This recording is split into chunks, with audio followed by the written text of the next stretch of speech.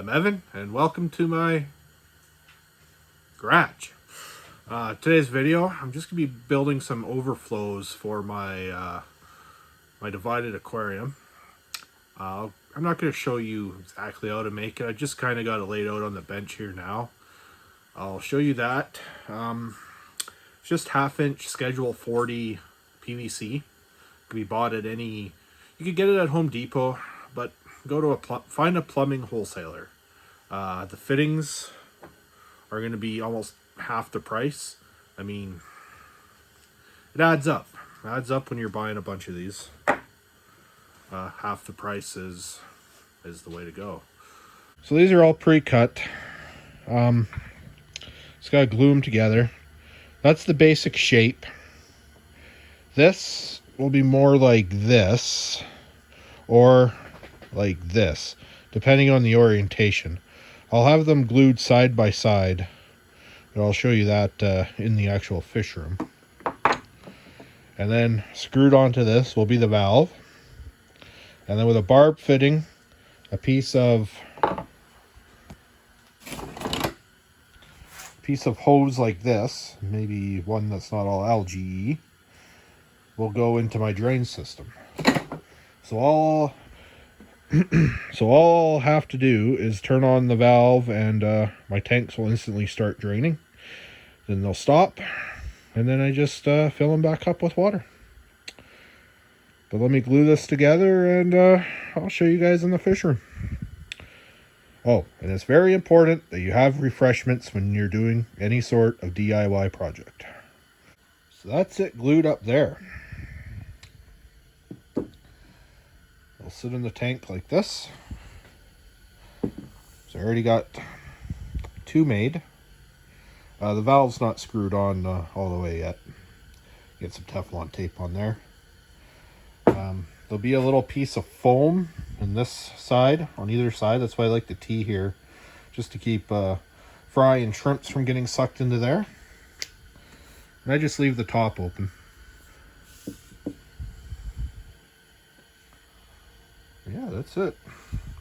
You can, if you wish, just paint these later. You can paint them with that Krylon paint, but I won't for now.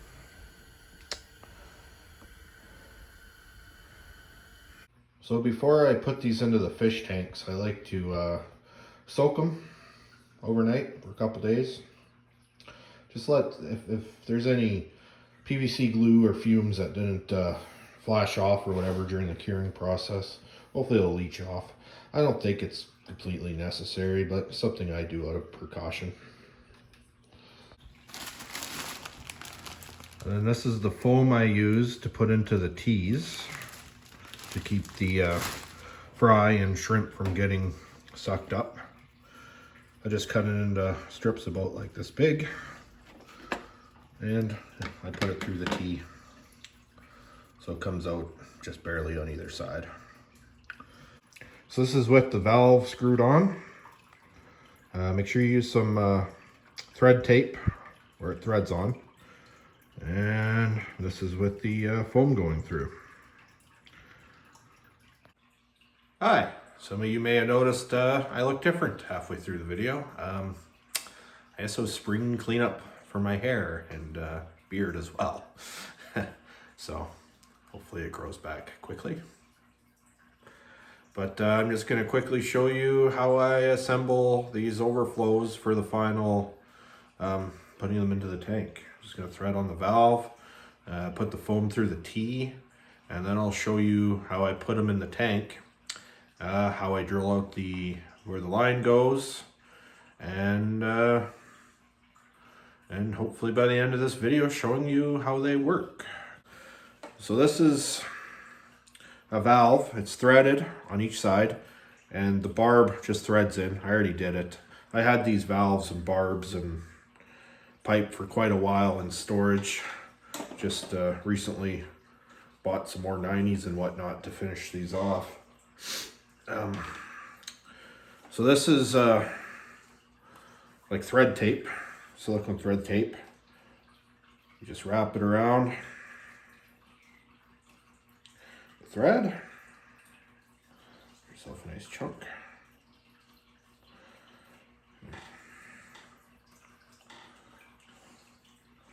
to get it started. I don't go too crazy with it.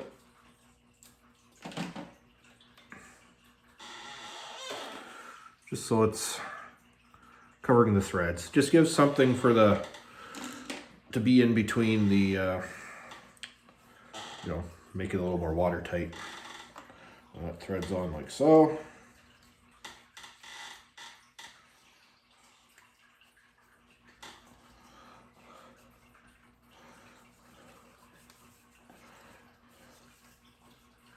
If I was going to make these again, I would thread these on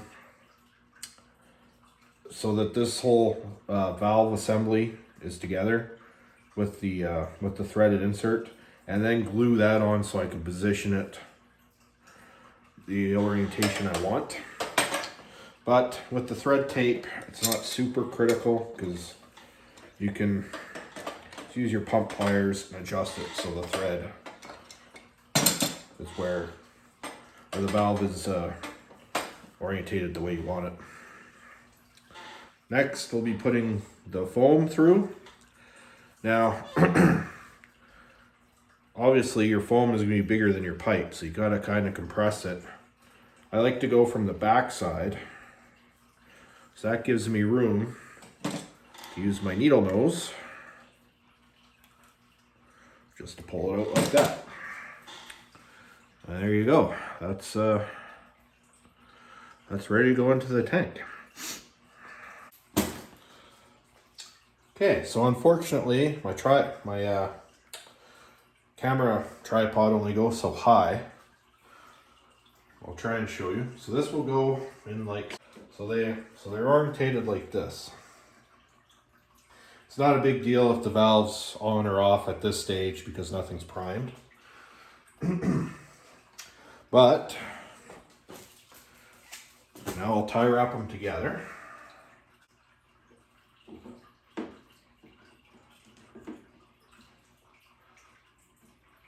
I like to do one at the top and one at the bottom. They don't have to be these big thick tie wraps. It's just what I've accumulated over the years. Usually 2 or 3 make it home from used to make it home from my pocket at work every time. But then they got thrown on the floor of my truck and eventually they get cleaned up. But yeah, it's just to keep it, and then there's, with the glass going down the middle, it keeps it nice and fairly firm. I know it sucks having these on the front, but these aren't really show tanks to me. These are more like grow out tanks, so it doesn't really bother me. On my bigger show tanks, well, at least what I consider show tanks, my 55 and my 40 long, they'll be off to one side, so they won't really bother me that much. Just like to take a moment to thank all of my subscribers. I'm up to 165 as I'm shooting this video. That's huge. For a while there, I thought my channel would never get any traction, and you guys keep hitting that subscribe button, and I really, really appreciate it. I hope you're enjoying my content. If there's anything you'd like to see, throw it down in the comments, and I'll think about it. One person did say I need better audio. I agree, but I don't have the funds to invest in that type of equipment. I'm doing everything on my phone as of this time, even the editing. So, I'd rather spend my money on fish, and if this YouTube channel turns into something, well, we'll let the YouTube channel buy some better audio and that type of equipment. For now, just doing it on my phone. Please hit that subscribe button if you're not a subscriber. Smash that like button. Thank you very much. As you can see, I already have these ones put up. So now it's just a matter of putting this tube on. I'm not going to use a hose fitting clamp to hold that on. They stay on pretty well. But if I need to, like say I lose my prime or like my suction, I can remove this easily, put a longer hose on, and get the flow restarted with my primer bulb. Might have to do that every month or so, just depending how much water evaporates out of here between water changes. So now this is going to go somewhere like this into my drain hole. This eyeball about right here, and using this unibit, just get the hole started. All right, so all I did was reposition the camera so you could see me drilling, and I put covers on the lower tank so no bits of plastic or what have you gets into the lower aquariums. Here, let me put that up out of the way. There we go.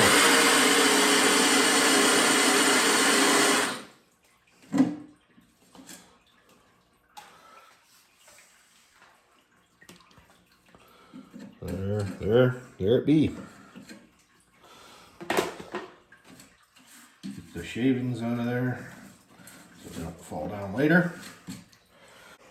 Now, you just take this piece like so. Eyeball, you want it to sit in the pipe enough that it won't accidentally pull out. So I eyeball about halfway down the pipe. Got it. That's that. Now I just have to do it quite a few more times here. I'm not going to show doing every one on camera. This is where I'm at now. Got to tie those two in. I already did the one on the end. I did tie it into the 90-degree fitting just the way the pipe worked out. I still have to go back and get rid of these tails.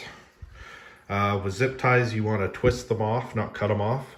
If you cut them off, you leave a sharp edge. But if you twist them off, then it's nice and smooth.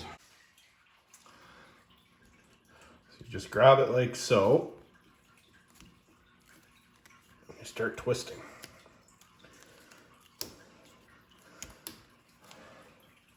That leaves a nice smooth edge. I've actually seen where people have used side cutters to cut this off, and I've actually seen people slice their arms open really badly with the cut off ends. So that's why I twist off. All right, so I got the hose extended down to the bucket. I'm going to use this primer bulb here to get the flow going. When you're priming these,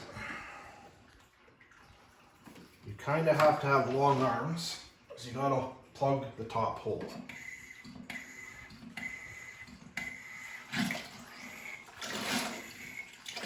Water's coming out. Turn off the valve. Water drain out. I'll put it back in the hole. Now, every time you need to do a water change, you just gotta turn the valve on. Okay, so I got all of them primed now. So I'll show you how it works. Just go over here, valve on, water flowing down the pipe, valve on, water flowing, valve.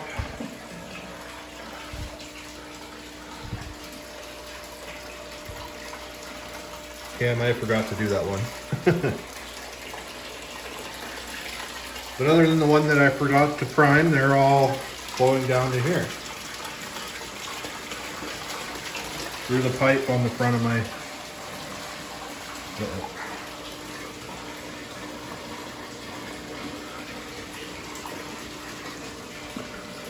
Slight leak on that one. Okay. Let's try this again. Turning it on. Turning it on. Turn it on.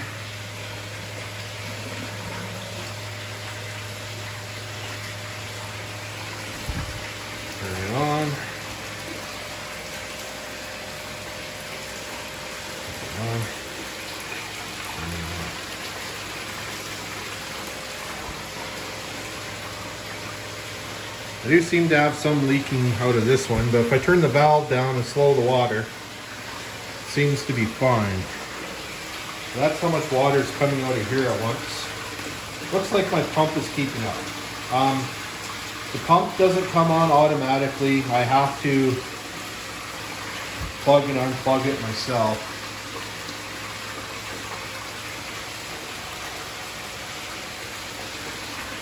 And then it just runs over to my sink for now. There's major changes coming to this fish room as I clean things up a bit. My next big project, I think, will be to reseal this 90 gallon, reseal this 20, get that 20 long running. I gotta take down this tank here. This tank, Merry Widow live bears, some emerald rasboras in there. I'm thinking I might be time to move those fish along. My betta, still contemplating whether I move him upstairs or not. But either way, that tank's gonna move somewhere. I might rebuild this stand with wood that's not twisting. But here we can see the water drained to the appropriate level and stopped. This one, I'm gonna try opening it up right up again.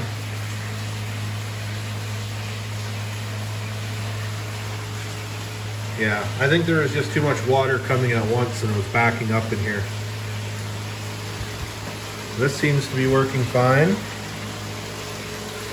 And these ones are still draining a little bit.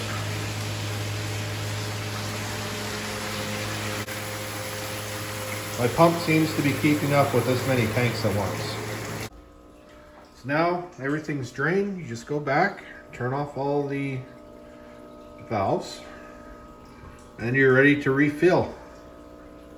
Now, if you forget to close the valves, it's not a huge deal, but the water will just keep overflowing out to your drainage system. So, I mean, that'd be a little annoying, especially if you're not paying attention to this end. But if you get a pump with a float switch, then you should be all right. So to refill the tanks, I basically just use a Python to this homemade hook.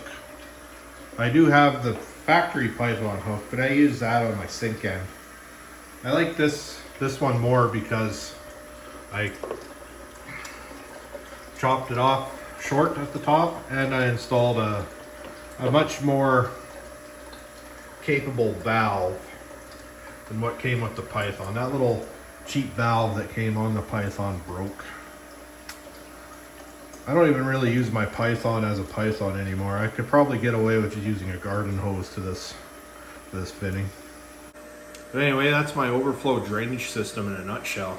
Eventually I plan to do that to all my tanks and have it all drained to the one sump location. So I'll still have to go around and fill each tank one by one, but as long as the draining goes faster, the filling will go faster, and eventually, I mean, this is probably 6-8 months down the road before I get enough supplies and what have you to finish building this. I would like to get each tank have its own water line too, all plumbed in. I eventually, instead of the Python, I'll probably be doing to a shower valve. That way it's a set it and forget it temperature situation. But for now, Python works. The overflow valves save me on draining and save a bit on the cross contamination between tanks with not having to use the same siphon in each one. The other better option is probably drilling your tanks, but tanks are pretty expensive in Canada compared to the United States. There's no such thing as a $1 per gallon sale in Canada. Here, to go buy brand new and like the smaller normal size tanks is like $3 a gallon. Like a 20 gallon tall is around $60. This 40 gallon long brand new was about $100 brand new. I've seen 40 breeders at PetSmart for for $100 too. But you know, to mess up drilling, sorry, I keep looking, just watching the water fill in the one tank, but to drill one tank,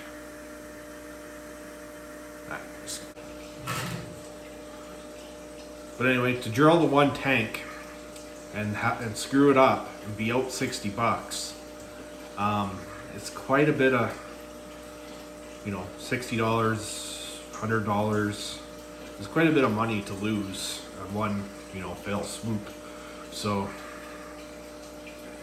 maybe one day I'll go back through and drill out all these tanks, but not anytime soon. Like I said, these divided tanks aren't necessarily a show tank for me. They're more so being used as grow outs and whatever. I mean, don't get me wrong, I don't mind looking at them, but to somebody who likes to see like highly aquascape tanks and stuff, well, if you've seen my channel at all, you know that's not my style. I guess the most aquascape one I have is this one here. But really all I did was throw some wood and some rocks in it, so. But, yeah. Teach their own. If you like highly aquascape tanks and whatever, I think they look awesome. I don't have the patience to deal with that. But anyway, thank you very much for watching. If you're not subscribed, please hit that subscribe button and smash the like button on the way out. Thank you very much.